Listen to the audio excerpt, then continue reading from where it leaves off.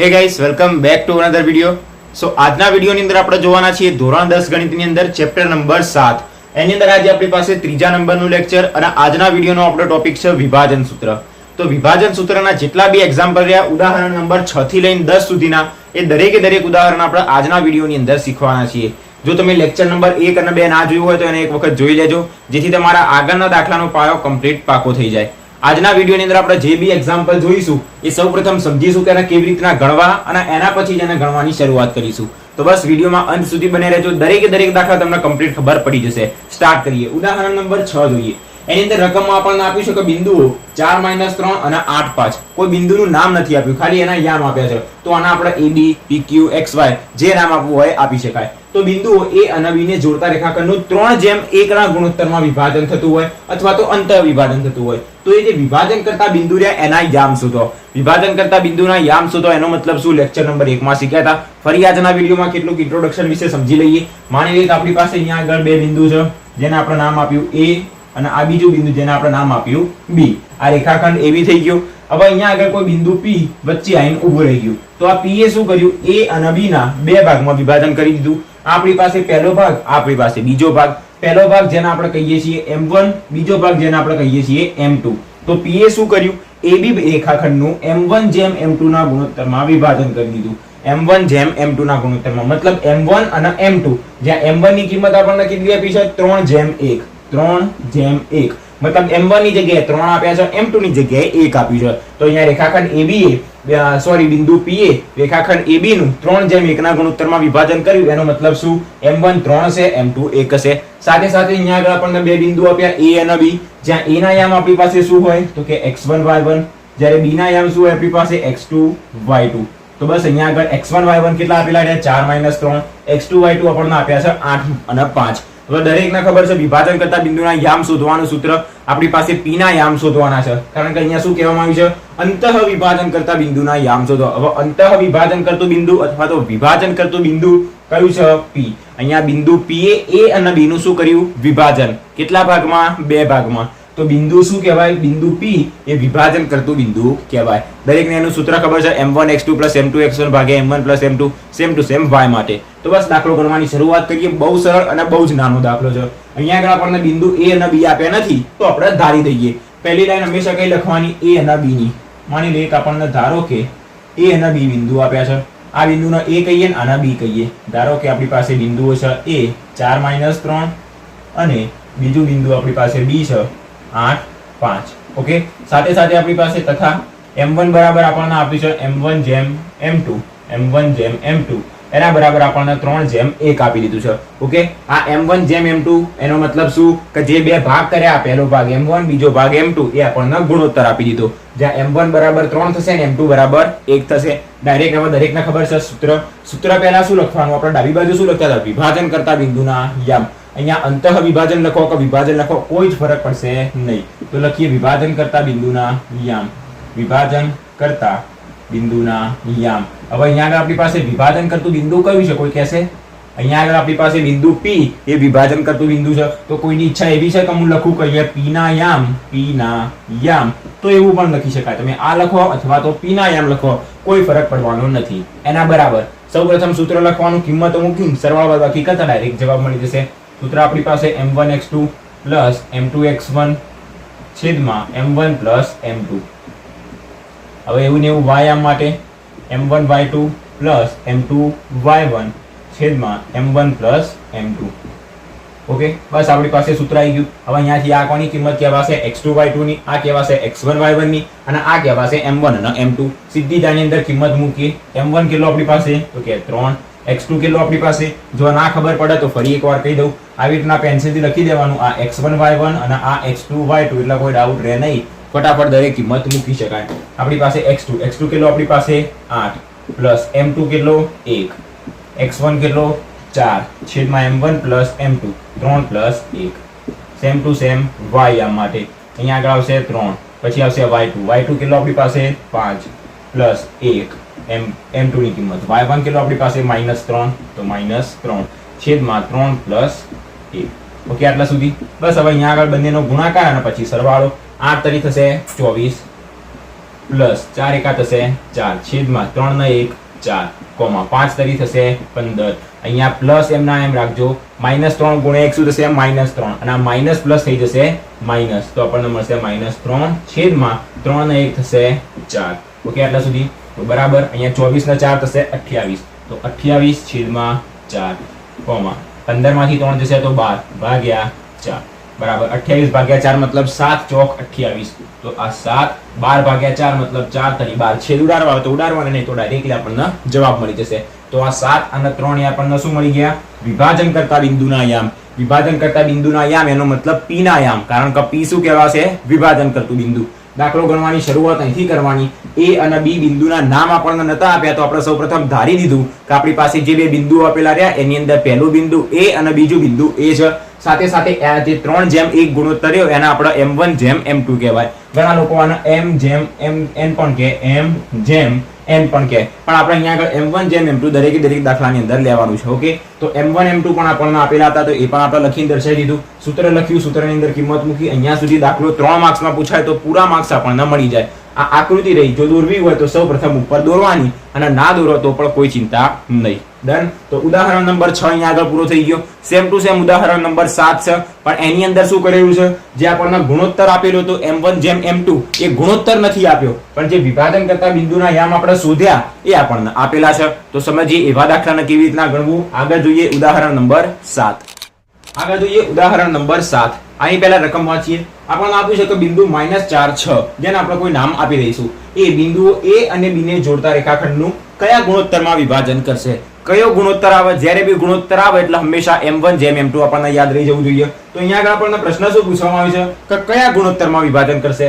તો આપણને ખબર પડી જવી જોઈએ કે એ m1 જેમ m2 ના ગુણોત્તરમાં વિભાજન કરશે આવું આપણે ધારી દઈશું હવે m1 જેમ m2 ના ગુણોત્તરમાં વિભાજન કરશે તો m1 અને m2 ની કિંમત શું છે બસ એ તો આપણે શોધવાની છે તો જ્યારે બી યાદ રાખવાનું હંમેશા યાદ રાખજો જ્યારે બી આવો કોઈ દાખલો આવે જેની અંદર આ શું કહેવાશે વિભાજન કરતું બિંદુ ફરી એકવાર વાંચો બિંદુ આ p એ a અને b ને જોડતા રેખાખંડનું કયા ગુણોત્તરમાં વિભાજન કરશે મતલબ બિંદુ p એ a અને b નું શું કર્યું વિભાજન કર્યું પણ કયા ગુણોત્તરમાં વિભાજન કર્યું એ આપણે શોધવાનું છે મતલબ વિભાજન કરતા બિંદુના યામ આપેલા છે બે બિંદુ રેખાખંડ ab બિંદુ જે કહેવાય a અને b એના પણ યામ આપ્યા છે અને ગુણોત્તર જે આપણે શોધવાનું હોય એટલે હંમેશા કોઈ બી એક યામ લઈ લેવાનું આપણી પાસે આખું સૂત્ર છે દરેકને ખબર છે આ કોનું સૂત્ર છે વિભાજન કરતા બિંદુના યામ શોધવાનું સૂત્ર જ્યારે બી એવો કોઈ દાખલો આવે કે જેની અંદર આપણે શું શોધવાનું હોય ગુણોત્તર શોધવાનો હોય તો કાં તો એકલો x યામ લઈ લેવાનો કાં તો એકલો y યામ લઈ લેવાનો આપણી જે ઈચ્છા હોય લઈ શકાય એકલો x યામ લેવો હોય તો એકલો x યામ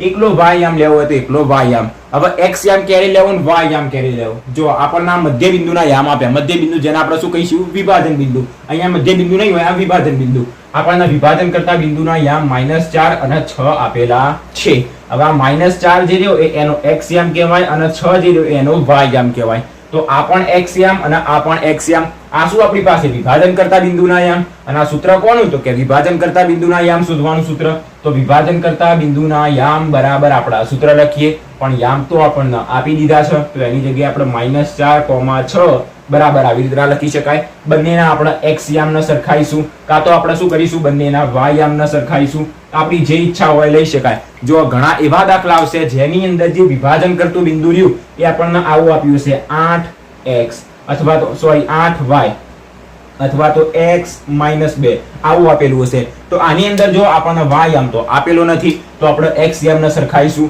એવા ઘણા દાખલા છે જેની અંદર આપણને y યામ આપ્યો છે અને x યામ નહીં આપ્યો હોય તો એની અંદર આપણે y યામને સરખાઈશું પણ અહીંયા તો આપણી પાસે x અને y બંને યામ આપેલા છે તો બંનેમાંથી જે ઈચ્છા હોય લઈ શકાય અહીંયા આગળ આપણે x યામને સરખાઈશું કેવી રીતના સરખાવવાના એ પણ આપણે સમજીએ તો દાખલો ગણવાની શરૂઆત ક્યાંથી કરવાની પહેલા તો જોઈ લઈએ આપણને બિંદુ કોઈ નામ નથી આપ્યું તો નામ આપ્યું નથી અને આપણને એવું કહેવામાં આવે છે કે કયા ગુણોત્તરમાં વિભાજન કરશે તો આપણે ધારી દઈએ કે આ જે બિંદુ p એ a અને b નું m1 જેમ m2 ના ગુણોત્તરમાં વિભાજન કરશે આપણને m1 અને m2 આપ્યું નથી મતલબ આપણે ધારવું પડશે તો લખી દઈએ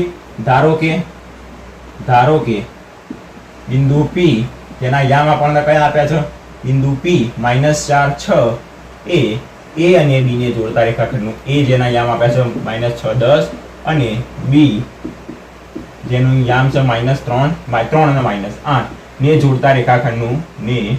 જોડતા રેખાખંડનું કયા ગુણોત્તરમાં m1 જેમ m2 ના ગુણોત્તરમાં જેમ m2 ના ગુણોત્તરમાં વિભાજન કરે છે. ઓકે, આવું આપણે ધારી દીધું કારણ કે આપણને m1 જેમ m2 આપ્યું નતું, આ બિંદુ પણ આપ્યું નતું, તો આપણે ધાર્યું કે આ બિંદુ P છે અને એ m1 જેમ m2 ના ગુણોત્તરમાં વિભાજન કરે છે.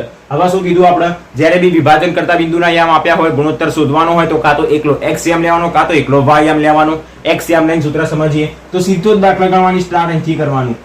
x યામ બરાબર સીધું જ સૂત્ર x યામ બરાબર. હવે યાદ કરો પેલું સૂત્ર આખું લખ્યું હતું m1x2 m2x1 ભાગ્યા x1 m1 m2, એ કહેવાશે એનો x યામ, અને બાજુમાં કોમા કરીને જે y વાળું પદ લખતા હતા એ કહેવાશે y યામ. તો આપણે x યામ લીધો, તો આપણે ખાલી જે નાનું ડાબી બાજુનું x યામનું સૂત્ર હતું એ લખીશું, જે કયું હતું m1x2 m2x1 છેદમાં m1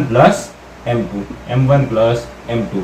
ઓકે, આટલા સુધી. હવે આ જે x યામ અને y યામ રહ્યો એ કોનો લઈએ છીએ, આપણે પેલું સૂત્ર લખતા હતા આનું આ x અને y ના ટર્મમાં, તો એના ડાબી બાજુ શું લખતા હતા, વિભાજન કરતા બિંદુના યામ. વિભાજન કરતા બિંદુના યામ x અને y. તો અહીંયા આગળ વિભાજન કરતું બિંદુ કયું છે, આ તો a અને b તો રેખાખંડના અંતછેડાનું બિંદુ છે. આ જે b p બિંદુ જે રહ્યું એ કયું કહેવાશે આપણી પાસે, વિભાજન કરતું બિંદુ, અને એનો આપણે લીધેલું છે x યામ. તો યાદ રાખવાનું, જ્યારે બી x યામ અથવા તો y યામ લઈએ તો કોનું લેવાનું, વિભાજન કરતા બિંદુનું. અહીંયા વિભાજન કોણ કરી રહ્યું છે, p. તો એનો x યામ જે આપણી પાસે છે -4, એના બરાબર લઈશું m1x2 m2x1 m1 m2. હવે આપણે કહેશે m1 ને m2 તો છે નહીં, તો એ તો આપણે ભાઈ શોધવાના છે. તો m1 અને m2 એમના એમ રહેશે, m1 અને m2 એમના એમ. હવે આ x1 x2 એ ક્યાંથી લેવાના, એ આપણે લેવાના અહીંયાથી. યાદ કરો, જ્યારે બી દાખલા ગણીએ તો એની અંદર આના આપણે શું કહીએ છીએ, x1 y1, આને આપણે કહીએ છીએ x2 y2. ડન આટલા સુધી. તો આની અંદરથી x2 અને x1 લઈ લેવાના. જો તમે y વાળું સૂત્ર લેશો તો ખાલી y1 અને y2 ની જરૂર પડશે. તો m1 આવી ગયા, x2 કેટલા આપણી પાસે 3, તો 3, પછી પ્લસ m2 આપણે શોધવાના, x1 કેટલા આપણી પાસે -6 છેદમાં m1 m2 એમના એમ. બસ, હવે આની સીધી જ ગણતરી, આ m1 m2 ને સીધા ડાબી બાજુ મોકલી દઈએ, તો તેથી -4 અને આખું પદ આની સાથે ગુણાઈ દેશે, ભાગાકારમાંથી આવશે એટલે ગુણાકારમાં આવી જશે, બરાબર. 3 ગુણ્યા m1 એટલે 3m1, પછી અહીંયા પ્લસ માઇનસ થશે માઇનસ અને 6m2. તેથી આ -4 ને અંદર ગુણીએ તો -4m1 -4m2. આ બંને પદને ડાબી બાજુ લાવી દઈએ તો શું મળશે, -3m1. આના પણ આ બાજુ લાવી દઈએ તો +6m2 બરાબર 0. તો તેથી આપણે શું કરીએ, અહીંયા આગળ m1 નું કશું કરીએ, -4m1 -3m1 એટલે -7m1, પછી -4m2 +6m2 એટલે મળશે આપણને +2m2 બરાબર 0. હવે યાદ રાખવાનું, m1 અને m2 બંનેને ડાબી બાજુ અને જમણી બાજુ અલગ અલગ રાખવાના. તેથી આપણે -7m1 ના એમના એમ રાખીએ, 2m2 ને પેલી બાજુ મોકલી દઈએ તો -2m2 થઈ જશે. બંને બાજુથી માઇનસ માઇનસ શું થઈ જશે, પ્લસ થઈ જશે. તેથી હંમેશા ગુણોત્તર કોનો શોધવાનો, m1 જેમ m2 નો, મતલબ m1 ભાગ્યા m2 હોવું જોઈએ. તો m1 એમના એમ, m2 આવશે એની નીચે ભાગ્યા m2 બરાબર 2m ના એમ, 7 જશે એની નીચે. અહીંયા નીચે સુધી દેખાડ્યું છે. ઓકે, તો m1 ભાગ્યા m2 બરાબર આપણને શું મળી ગયું, 2 ભાગ્યા 7. જો કોઈને આ સ્ટેપની અંદર ના ખબર પડી હોય તો ફરીથી સમજો. સૌપ્રથમ આપણે શું કર્યું, 2m1 ના જમણી બાજુ લઈ ગયા તો એ શું થઈ ગયું, માઇનસ થઈ ગયું. હવે બંને બાજુ માઇનસ હોય તો એ કટ થઈ જાય, મતલબ માઇનસ નું પ્લસ થઈ જાય. હવે આપણે m1 જેમ m2 શોધવાનું હતું, મતલબ m1 ભાગ્યા m2 શોધવાનું હતું. તો m1 ને એમ રાખ્યો. હવે આ બંને પદ જો આ બાજુ આવે તો માઇનસ થાય, આ બાજુ જાય તો પ્લસ માઇનસ થાય, પણ જો ગુણાકારમાંથી ભાગાકારમાં જાય તો આપણને ખબર પડી ગઈ, m1 એમના એમ, m2 આવશે એની નીચે. જો આ m2 ડાબી બાજુ જાય તો આખો 2m2 ડાબી બાજુ જાય અને શું થઈ જાય, માઇનસ થઈ જાય. પણ આપણે અહીંયા આગળ ગુણાકાર ભાગાકારનો સંબંધ લીધો તો m2 આવશે નીચે, આર્યા 2 એમના એમ અને 7 જશે 2 ની નીચે. તો આના ઉપરથી આપણને m1 જેમ m2 બરાબર શું મળી ગયું, તો કે 2 ભાગ્યા 7 મતલબ 2 જેમ 7. ઓકે, આટલા સુધી આપણને મળી ગયો. જે કયા ગુણોત્તરમાં વિભાજન કરશે, m1 જેમ m2 મતલબ 2 જેમ 7 ના ગુણોત્તરમાં વિભાજન કરશે. અહીંયા સુધી દાખલો ગણવાનો. કોઈને ઈચ્છા થાય છે કે હજી એક આગળ લાઈન લખવી છે તો લખી દેવાનું કે બિંદુ P એ A અને B નું કયા ગુણોત્તરમાં 2 જેમ 7 ના ગુણોત્તરમાં વિભાજન કરે છે અથવા તો વિભાજન કરશે. આપણે જે ધાર્યું હતું એની એ જ લાઈન લખવાની. ખાલી આખો પ્રશ્ન હતો એની જગ્યાએ m1 જેમ m2 ની જગ્યાએ શું લખવાનું, 2 જેમ 7. અને ધારો કે લખવાનું નહીં, ધારવાનું ક્યારે, સ્ટાર્ટિંગમાં, છેલ્લે ખાલી જવાબ લખવાનું. તો અહીંયા કઈ લાઈન લખવાની કે બિંદુ P એ A અને B ને જોડતા રેખાખંડનું 2:7 ના ગુણોત્તરમાં વિભાજન કરશે અથવા તો વિભાજન કરે છે. ઓકે, B P A અને B લખ્યા પછી એના યામ લખવાનું ભૂલવાનું નહીં. ડન. આપણી પાસે ઉદાહરણ નંબર 7 અહીંયા પૂરો થઈ ગયો. સેમ ટુ સેમ બીજા આગળ એક્ઝામ્પલ છે ઉદાહરણ નંબર 8 જોઈએ. આગળ જોઈએ આપણે ઉદાહરણ નંબર 8. આની અંદર આપણને શું કહેવામાં આવ્યું છે તો કે બિંદુઓ A અને B ને જોડતા રેખાખંડના ત્રિભાગ બિંદુના યામ શોધો. ત્રિભાગ મતલબ 3 ભાગ. અને યાદ રાખવાનું આપણને ચોપડીમાં કહેવામાં પણ આવ્યું છે કે ત્રિભાગ મતલબ 3 સમાન ભાગ આપણને આપેલા છે. તો 3 સમાન ભાગમાં જો વિભાજન થતું હોય તો એ વિભાજન કરતા બિંદુના યામ શોધો. આ દાખલાની અંદર આકૃતિ જરૂરી છે. તો આકૃતિ આપણે ટોપ ઉપર સૌથી ઉપર દોરવાની. પહેલા રફમાં તમને સમજાવી દઉં દાખલાની અંદર કરવાનું શું હોય. આપણને સૌપ્રથમ A અને B આખો શું આપેલો છે? એક રેખાખંડ આપ્યો છે. તો આપણી પાસે એક રેખાખંડ છે જેનું આપણે નામ કહીએ AB. આપણને ઓલરેડી આપેલું છે. હવે શું કરશે? એને 3 ભાગમાં વિભાજન કરશે. હવે આને 3 ભાગમાં વિભાજન ક્યારે થાય? જો જ્યારે આપણે એના એક લાઈન વચ્ચે દોરીએ મતલબ એક વિભાજન કરતું બિંદુ હોય તો 2 ભાગ થઈ જાય. હવે સેમ ટુ સેમ જો આપણે એના 2 ભાગ કરી દઈએ, અહીંયા આગળ એક વિભાજન કરતું બિંદુ, બીજું વિભાજન કરતું બિંદુ, તો થઈ ગયા 3 ભાગ. હવે અહીંયા આગળ 3 વિભાજન કરતા બિંદુ લઈશું તો 4 ભાગ થશે. 5 વિભાજન કરતા બિંદુ લઈશું તો 6 ભાગ થશે. જેટલા વિભાજન કરતા બિંદુ લઈશું એના કરતા એક વધારે ભાગ થશે. ડન. અહીંયા સુધી આપણે આ બે શું લીધા? વિભાજન કરતા બિંદુના યામ, જેને આપણે કોઈ બી નામ આપી શકાય. PQ, XY, KQ, જે નામ આપી શકાય. અહીંયા આગળ આપણે PQ નામ આપીશું. P અને Q. તો P અને Q એ શું કર્યું? A અને B નું 3 સમાન ભાગમાં વિભાજન કર્યું. 3 સમાન ભાગમાં એનો મતલબ શું? તો કે એક આ ભાગ, આ બીજો ભાગ અને આ ત્રીજો ભાગ. આ 3 ભાગ કેવા હશે? સમાન હશે. આ ભાગ સમાન હશે એનો મતલબ શું થશે? તો કે AP, PQ અને QB 3 ના મૂલ્ય સમાન હશે. 3 ના મૂલ્ય મતલબ શું? આપણે શું કહીએ છીએ? અહીંયા આગળ કોઈ રેખાખંડ AB હોય, P એનું વિભાજન કરે તો કયા ગુણોત્તરમાં? M1 જેમ M2 ના ગુણોત્તરમાં વિભાજન કરે. મતલબ અહીંયા આગળ જે ગુણોત્તર હશે, અહીંયા 3 નો જે ગુણોત્તર હશે કેવો હશે? સરખો હશે. માની લઈએ કે આનું 1 1 અને 1 ના ગુણોત્તરમાં વિભાજન કરે છે.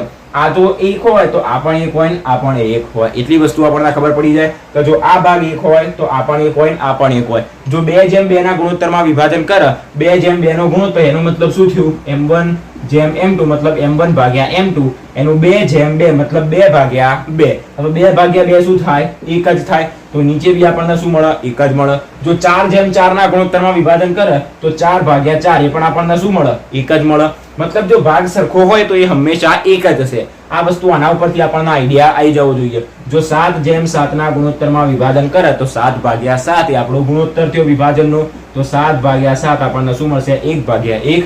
મતલબ હંમેશા વિભાજનનો ગુણોત્તર કેટલો હશે? 1:1 જ હશે. આટલી વસ્તુ ખબર પડી ગઈ. હવે સમજો P અને Q ના આપણે શું શોધવાના છે? યામ. વાંચો ફરી. બિંદુ A અને B ને જોડતા રેખાખંડના ત્રિભાગ બિંદુ. ત્રિભાગ બિંદુ કયા? P અને Q. કારણ કે એના 3 ભાગ કોણ કરી રહ્યું છે? P અને Q. તો જે 3 ભાગ કરી રહ્યું છે એના યામ શોધવાના. P ના અને Q ના યામ શોધવાના છે.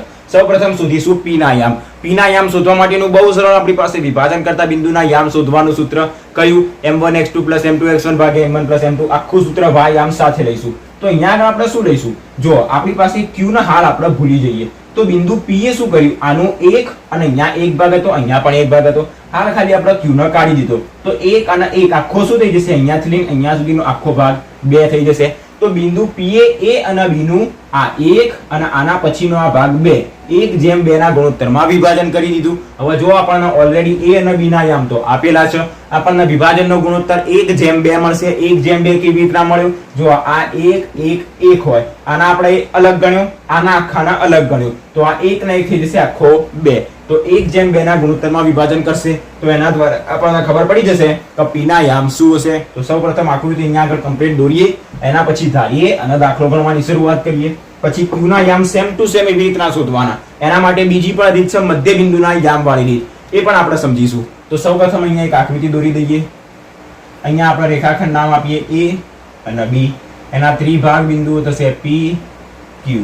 P અને Q. હવે અહીંયાથી ખબર પડી ગઈ આ ભાગ 1 હશે, આ ભાગ પણ 1 હશે અને આ ભાગ પણ 1 હશે. અને ઉપર લખવું હોય તો આખો ભાગ અહીંયા આગળ આમ 2 કરીને લખી શકાય. ના લખવું હોય તો કોઈ વાંધો નહીં. હવે અહીંયા આગળ આપણે P ના યામ શોધવાના છે. તો સૌપ્રથમ ધારીશું કે ધારો કે પહેલા તો લખી દઈએ કે AB ના ત્રિભાગ બિંદુઓ AB લખો અથવા તો A ના યામ લખીએ.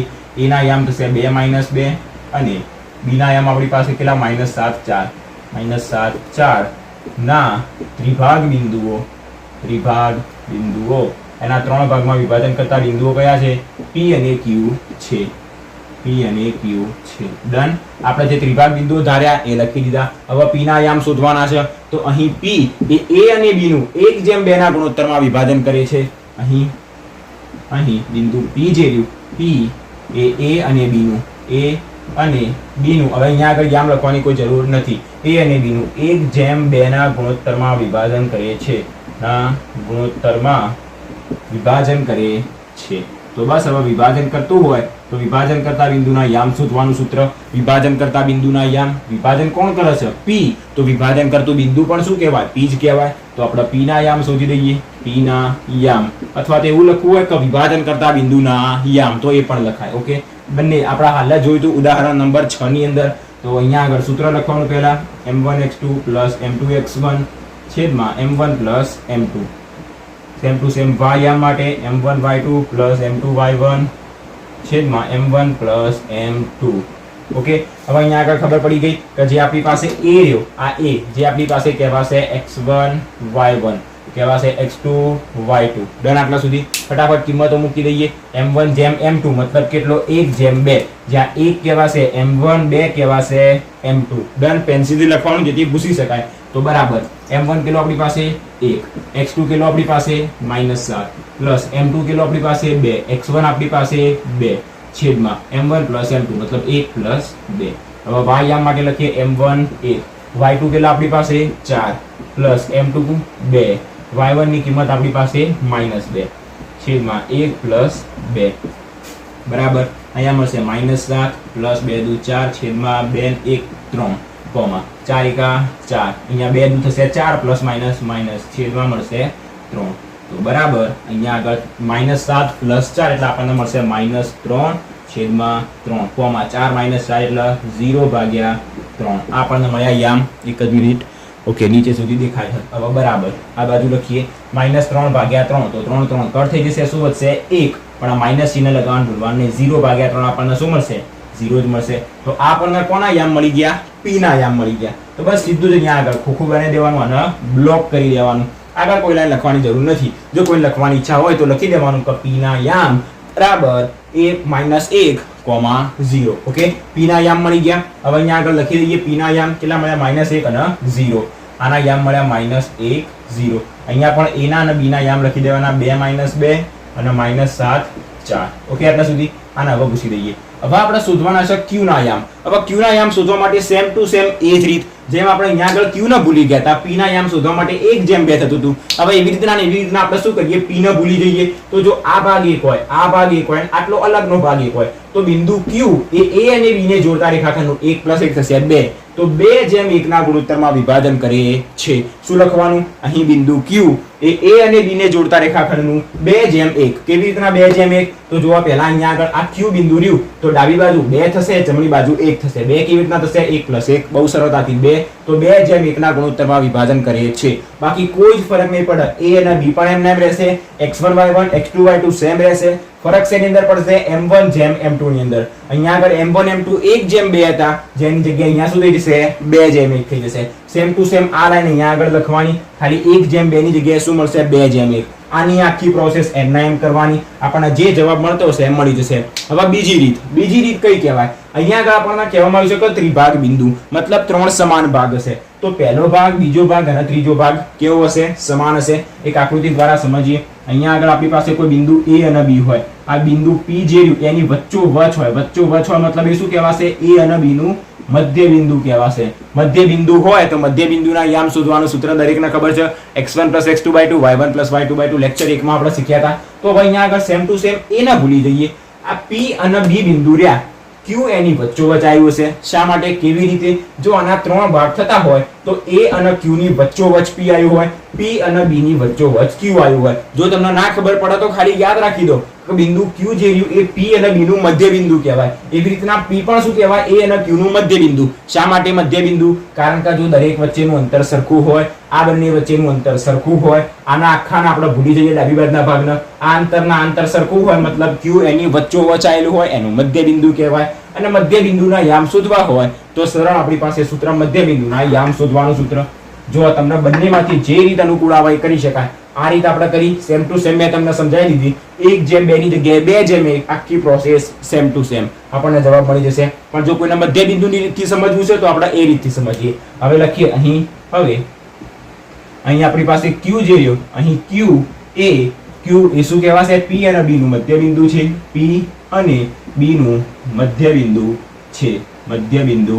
છે તો મધ્ય બિંદુના યામ જેને કહેવાય મધ્ય બિંદુ કયું q તો મધ્ય બિંદુના યામ મતલબ q ના યામ બરાબર સૂત્ર કયું લઈશું મધ્ય બિંદુ છે તો મધ્ય બિંદુના યામ શોધવાનું સૂત્ર x1 + x2/2 y1 + y2/2 okay આટલા સુધી હવે x1 x2 y1/2 કોને લેવાનું આ બંનેને લેવાનું કારણ કે એનો અહીંયા આગળ કોઈ જ રૂલ નથી આ બંનેનો અહીંયા આગળ રોલ છે જ્યાં આ કહેવાશે a અને આ કહેવાશે b પણ આપણે આને p અને b નામ આપ્યું છે તો આ કહેવાશે x1 y1 આ કહેવાશે x2 y2 ઓકે તો x1 + x2 તો બરાબર x1 કિલો આપણી પાસે -1 + x2 કિલો -7 તો પ્લસ માઈનસ થશે -7 છેદમાં 2 y1 + y2 0 + 4 છેદમાં 2 બરાબર અહીંયા શું મળશે -8/2 4/2 અહીંયા મળશે -4,2 ડન આટલા સુધી કોના યામ મળી ગયા આપણને q ના યામ નીચે અલગથી લખવું હોય કે તેથી q ના યામ બરાબર -4,2 તો લખી શકાય બાકી અહીંયા સુધી આપણો દાખલો રાખવાનો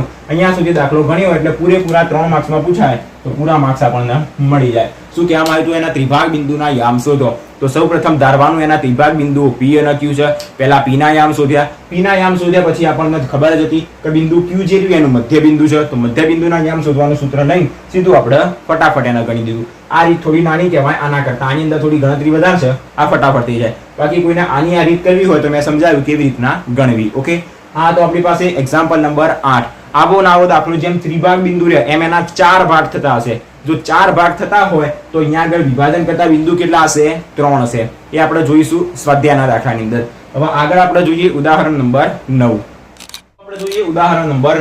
આગળ જોયો ને એવો દાખલો છે ખાલી એક નવી વસ્તુ આની અંદર સમજવાની છે શું કહેવામાં આવ્યું છે y અક્ષ એ બિંદુઓ 5 - 6 પહેલા તો આ વાંચીને કઈ ખબર જ ના પડી કે y અક્ષ એ બિંદુઓ એનો મતલબ શું તો એનો મતલબ એવું થશે કે y અક્ષ ઉપરનું કોઈ બિંદુ આપણને આપ્યું છે 5 અને -6 અને -1 -4 એને જોડતા રેખાખંડનું કયા ગુણોત્તરમાં વિભાજન કરશે y અક્ષ ઉપરનું બિંદુ એ આ અને આને જોડતા રેખાખંડનું કયા ગુણોત્તરમાં વિભાજન કરશે ફરી એકવાર સમજો y અક્ષ એ બિંદુઓ હવે યાદ કરો y અક્ષ એ બિંદુ એનો મતલબ શું તો કે y અક્ષ ઉપરનું બિંદુ હવે કોઈ બિંદુ y અક્ષ ઉપર હોય તો એનો x યામ 0 તો બહુ સરળતાથી ખાલી લખવા ખાતર યાદ રાખવું હોય તો આવી રીતના યાદ રાખી દો કે y અક્ષ એ બિંદુઓ એનો મતલબ કે y અક્ષ ઉપરનું બિંદુ y અક્ષ ઉપરનું જો કોઈ બિંદુ હોય તો એનો x યામ 0 હોય અને એનો y યામ ગમે તે હોઈ શકે ઓકે તો કે y અક્ષ ઉપરનું બિંદુ 0y એ બિંદુઓ a અને b આના આપણે a ધારીએ આના આપણે b ધારીએ તો આના આપણે કહી દઈશું p આના a ધારી દઈએ આના b ધારી દઈએ તો હવે શું વંચાશે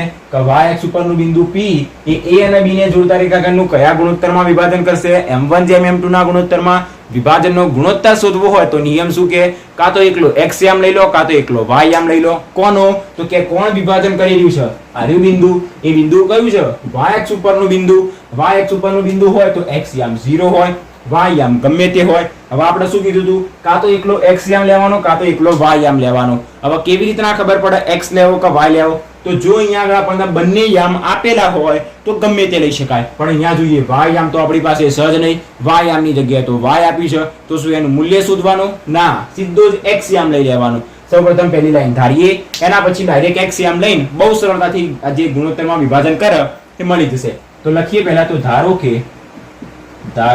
કે આપણને શું આપ્યું હતું y અક્ષ એ બિંદુઓ એના પહેલા સિમ્પ્લિફાય કરીને સમજીએ અને લખીએ શું લખીશું તો કે y અક્ષ પરનું બિંદુ કયું બિંદુ જે આપણે ધાર્યું p એના યામ 0y કેવી રીતે 0y આવી ગયા તો y અક્ષ ઉપરનું બિંદુ છે જો કોઈ બિંદુ y અક્ષ ઉપર હોય તો એનો x યામ 0 હોય y યામ ગમે તે હોય તો y અક્ષ ઉપરનું બિંદુ p એ a અને b નું કયા ગુણોત્તરમાં એ a જેના યામ છે 5 - 6 અને b જેના યામ છે -1 -4 તો y અક્ષ ઉપરનું બિંદુ p એ a અને b ને જોડતા રેખાખંડનું કયા ગુણોત્તરમાં m1 જેમ રેખાખંડનું m1 જેમ m2 ના ગુણોત્તરમાં વિભાજન કરે છે m1 જેમ m2 ના ગુણોત્તરમાં વિભાજન કરે છે હવે ગુણોત્તર શોધવો હોય તો ફરીથી યાદ કરો, પહેલા પણ કીધું હતું, ફરીથી કહું છું, કોઈ બી એક યામ લઈને દાખલો ગણવાનું સ્ટાર્ટ કરી દેવાનું. હવે યામ કોનો લેવાનો તો કે જે વિભાજન કરતું હોય એનો. વિભાજન કોણ કરી રહ્યું છે? બિંદુ P. બિંદુ P ની અંદર x યામ ખબર છે, y યામ ખબર નથી ખબર તો ભૂલી જાઓ. જે આપેલો છે x યામ એ જ લઈ લેવાનું. તો x યામ બરાબર આ x યામ કોનો? તો ફરી એકવાર કહું, જે બિંદુ વિભાજન કરતું હોય એનો x યામ, અને y યામ એ પણ કોનો? તો વિભાજન કરતું હોય એનો. જે આપણને આપ્યો નથી એટલે આપણે x યામ લીધો. x યામ નું સૂત્ર કયું થશે? તો કે m1x2 m2x1 છેદમાં m1 m2. બસ બહુ સરળ થઈ ગયો દાખલો હતો. અહીંયાથી આપણને સૌપ્રથમ x1 x2 ખબર હોવી જોઈએ. આ આપણી પાસે કહેવાશે x અને y યામ કોના? વિભાજન કરતા બિંદુના. તો આ જે x યામ રહ્યો એ આપણને મળશે 0 બરાબર. અહીંયાથી x1 અને x2 કયા થશે? આ x1 y1 આ x2 y2. અહીંયા y1 અને y2 નો કોઈ જ રોલ નથી. ક્યારે રોલ આવશે એનો? જ્યારે y યામ લઈએ તો આવે. તો અહીંયા આગળ m1 m રહેશે કારણ કે શોધવાના. x2 કેટલા આપણી પાસે? x2 આપણી પાસે -1 પ્લસ m2 m રહેશે. x1 આપણી પાસે 5 છેદમાં m1 m2 m. હવે શું કરવાનું? સીધો ચોકડી ગુણાકાર આની સાથે ગુણાશે. તો તેથી m1 m2 0 સાથે ગુણાશે તો શું મળશે? 0 સાથે તો ગમે તે ગુણા એટલે જવાબ 0 જ આવે. ઘણા લોકો અહીંયા આવીને ઝટકી જશે કે m1 m2 0 સાથે ગુણાશે તો 0. તો આપણી પાસે કશું વધશે જ નહીં. જમણી બાજુ વધશે, ડાબી બાજુ બધું કામ પૂરું. m1 m2 ને અહીંયા ગુણી દીધા, જે 0 થઈ જશે. m1 ગુણ્યા -1 મતલબ -1 m1 મતલબ -m1 પછી પ્લસ અહીંયા આગળ થશે 5m2. એક કામ કરીએ, m1 ના ડાબી બાજુ ખસેડી દઈએ તો શું થઈ જશે? +m1 માઇનસ નું પ્લસ થઈ જશે બરાબર 5m2 m ના m. આપણે શું શોધવાનું? m1 m2 નો ગુણોત્તર મતલબ બંનેનો ભાગાકાર. તો 5m ના m રહેશે. હવે અહીંયા તો કશું સ નહીં, જે નીચે આવે કશું નથી મતલબ 1 એની નીચે આવશે. તો આપણને m1 m2 એની નીચે આવી ગયો. તો m1 ભાગ્યા m2 બરાબર જમણી બાજુ 5m ના m. તો નીચે શું આવશે? કશું નથી મતલબ 1. તો લખી દઈએ કે તેથી m1 જેમ m2 બરાબર મળશે આપણને 5 1. ડન. આટલા સુધી દાખલો ગણવાનો, પૂરેપૂરા રોકડા માર્ક્સ મળી જાય. ડન. હજી કોઈ નવી લાઈન લખવી છે તો લખી દેવાનું કે ધારો કે ઓકે સોરી ધારો કે તો આપણે ધારીએ ત્યારે લખવાનું. તેથી m1 જેમ m2 બરાબર 5 જેમ 1. અલગથી લખવું હોય તો અલગથી. બીજી કોઈ પેન પડી છે હજી લખવું છે તો આખું વાક્ય લખવાનું કે y ઉપરનું બિંદુ P એ a અને b ને જોડતા રેખાખંડનું 5 જેમ 1 ના ગુણોત્તરમાં વિભાજન કરે છે. બાકી અહીંયા આપણે બતાવી દીધું કે m1 જેમ m2 કેટલા મળ્યા? 5 જેમ 1. તો લાઈન લખવાની કોઈ જરૂર રહેતી નથી. ઈચ્છા થાય તો લખી દેવાની. ઓકે, આપણે ઉદાહરણ નંબર 9 અહીંયા આગળ કમ્પ્લીટ થઈ ગયું. આગળ જોઈએ ઉદાહરણ નંબર 10. બહુ સરળ અને ઉદાહરણ નંબર 10 બહુ સરળ અને બહુ જ નાનું છે. શું આપ્યું છે આપણને? જો બિંદુઓ ABCD આપણને હજી થોડુંક કહેવામાં આવ્યું છે કે એ આ જ ક્રમમાં એનો મતલબ શું કે ABCD જ રહેશે. ACBD ADCB BCAD એવું નહીં થાય. ABCD એક સીધો ક્રમ આપેલો છે.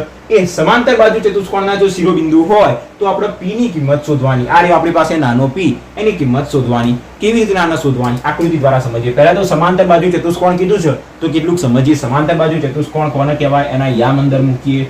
આપણી પાસે કહેવાશે એક સમાંતર બાજુ ચતુષ્કોણ, જે આપણે ઓલરેડી દાખલાની અંદર સમજી ગયા હતા. સમાંતર બાજુ ચતુષ્કોણ એનો મતલબ શું કે જેની સામસામેની બાજુના માપ સરખા હોય, જેના બે વિકર્ણોના માપ જુદા જુદા હોય. ઓકે, સ્વાધ્યાય 7.1 ની અંદર આપણે સમજ્યા હતા. તો આ આપણો થઈ ગયો સમાંતર બાજુ ચતુષ્કોણ. ઓકે, તમે ફૂટપટ્ટી દો છો સ્કેલથી સીધી લાઈન મળી જશે. એ ABCD સીધા ક્રમમાં આપેલા છે. તો A B C અને D સીધો જ ક્રમ લઈ લેવાનો. પછી A અહીંયા, B અહીંયા, C અહીંયા, D અહીંયા એના કરવાનું નહીં. ઓકે, તો ABCD ક્રમમાં થઈ ગયું. A B C D ચારેના આપણને યામ આપેલા છે અને આપણને એવું કહેવામાં આવે છે કે P ની કિંમત શોધો. આ થઈ ગયા એના બે વિકર્ણો. એક બહુ જ નાની વસ્તુ સમજાવું, સમજી લો. આ AC થઈ ગયો, આ BD થઈ ગયો. એ બંને શું કહેવાશે? એના વિકર્ણો.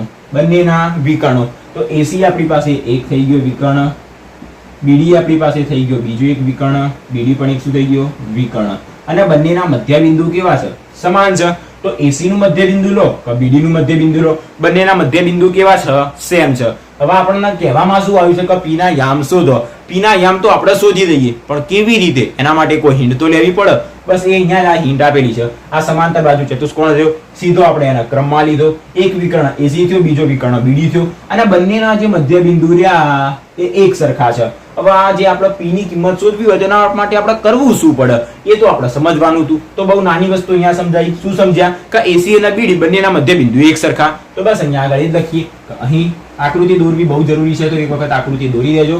આ બહુ આવડી નાની આકૃતિ દોરવાની, ખાલી અહીંયા આગળ A B C અને D ના યામ લખીને બતાવી દેવાના. A B C D, બસ. આ AC વિકર્ણ BD વિકર્ણ લખવાની જરૂર નથી.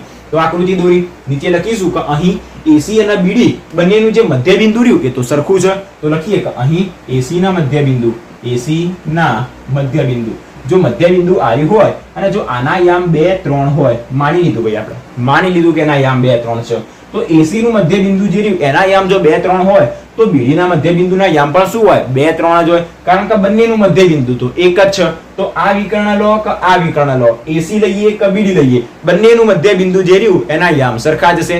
સરખામાં 2 3 પણ હોઈ શકે, -2 4 પણ હોઈ શકે, 0x પણ હોઈ શકે, 0y પણ હોઈ શકે, ગમે તે હોઈ શકે. ઓકે, તો AC ના મધ્ય બિંદુના યામ, AC ના મધ્ય બિંદુના યામ અને BD ના મધ્ય બિંદુના યામ, BD ના મધ્ય બિંદુના યામ, મધ્ય બિંદુના યામ.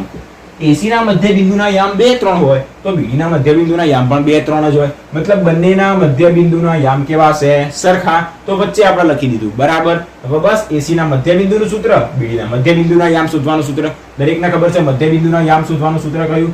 x1 + x2/2, y1 + y2/2. Okay, આ બાજુ પણ મધ્ય બિંદુ જ છે તો સૂત્ર તો એ જ આવશે, x1 + x2/2, y1 + y2/2. Okay, ડાબી બાજુ જમણી બાજુ બધું સરખું જોઈને કટ કરી દેતા નહીં, હજી કિંમતો મૂકવાની બાકી છે. તો બસ આની અંદર કિંમત મૂકીએ. x1 x2 y1 y2, અહીંયા પણ x1 x2 y1 y2 કોના લેવાના? તો આ છે AC માટે, આ A અને આ C. તો A અને C માટે x1 x2 y1 y2 કોણ થશે?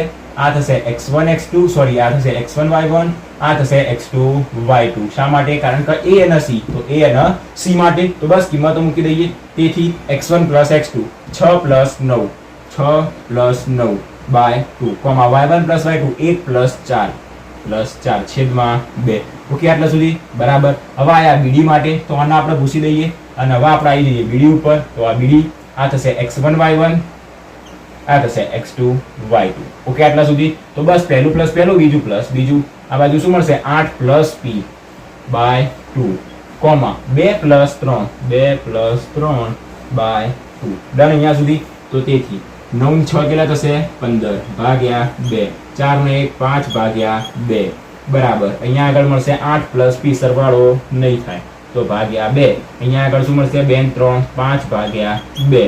હવે સમજો મેન વસ્તુ શું આવી? અહીંયા આગળ આવી, આપણી પાસે ડાબી બાજુ, આપણી પાસે જમણી બાજુ અને વચ્ચે છે બરાબર. મતલબ આનો એક્સિયમ ના આનો એક્સિયમ સરખો છે, આનો વાયયામ ના આનો પણ વાયયામ સરખો છે.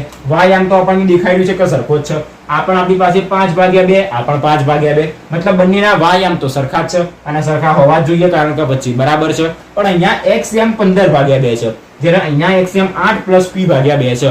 હવે આપણને ખબર નથી બંને સરખા છે કે નહીં, પણ વચ્ચે તો બરાબર આપ્યું છે, એનો મતલબ સરખા જ છે. તો અહીંયા આપણે શું કરીશું? બંનેના ખાલી એક્સિયમને સરખાઈશું, કારણ કે વાયયામમાં તો શું છે? 5/2, જે આપણને જોઈને જ ખબર પડી ગઈ કે બંને સરખા છે.